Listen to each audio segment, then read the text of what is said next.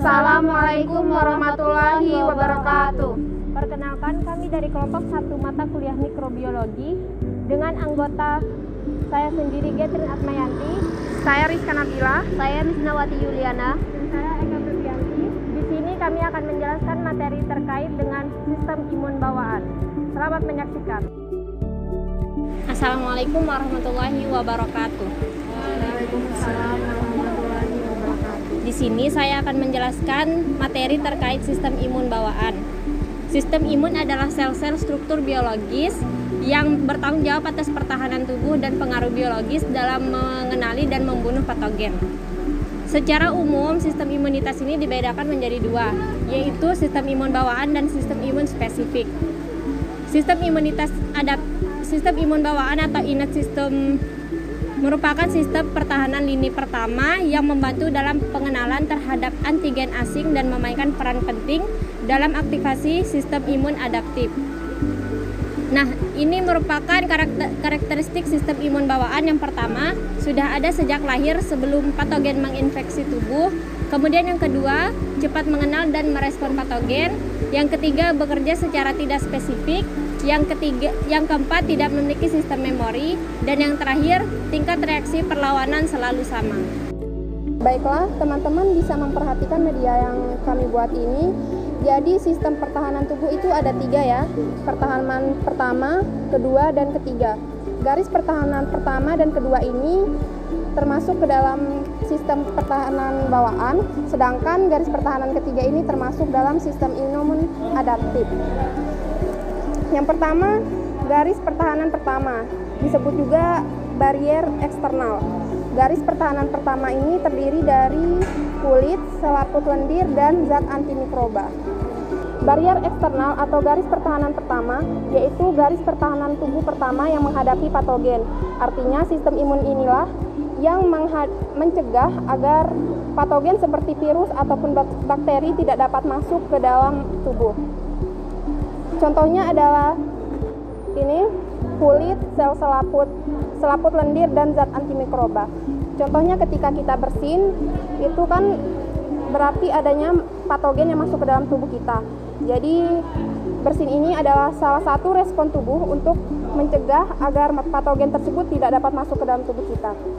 Selanjutnya garis pertahanan kedua atau internal barrier. Di sini ada peradangan, terus demam dan fagosit.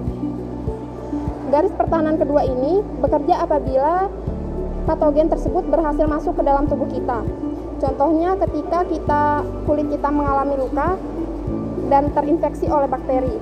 Jadi nanti kulit kita itu akan mengalami peradangan seperti bengkak dan kemerahan. Contoh lainnya juga ketika kita terkena flu dan lama-kelamaan itu kita akan demam.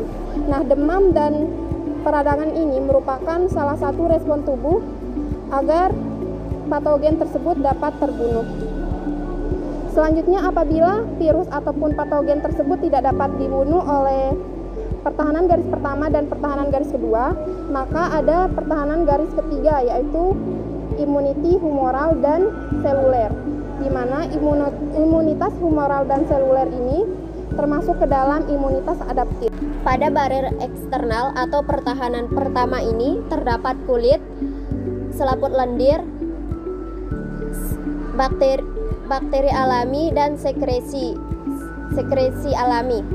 Pada kulit ini akan menghasilkan asam lemak dan keringat yang mengandung NaCl. Kemudian selaput lendir ini terdapat pada saluran respirasi atau pernapasan, saluran pencernaan, dan saluran urin.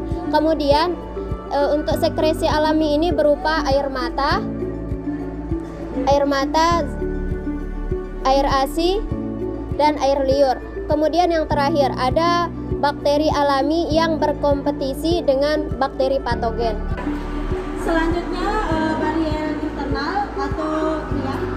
internal atau lapis kedua mempunyai beberapa jenis, yaitu yang pertama ada limfosit, yang kedua ada respon inflamasi, yang ketiga ada natural killer cell atau sel pembunuh, dan yang keempat ada protein antimikroba.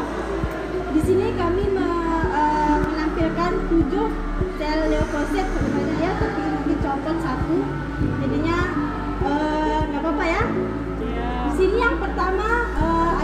basopil, yang coklat itu basopil ya. Basopil itu berfungsi untuk melepaskan histamin yang menyebabkan peradangan. Yang kedua yang ini yaitu eosinofil yang berfungsi untuk membunuh parasit dengan ledakan oksidatif.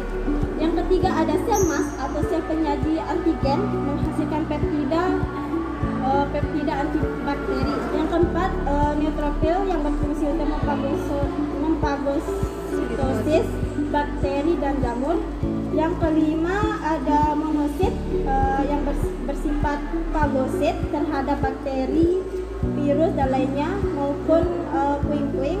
Dan yang ketujuh adalah sel pembunuh alami atau NK yang berfungsi untuk membunuh sel kanker dan sel yang terinfeksi virus. Sekian dan terima kasih. Demikian presentasi dari media video pembelajaran kami. Semoga bermanfaat untuk kita semua. Wassalamualaikum warahmatullahi wabarakatuh.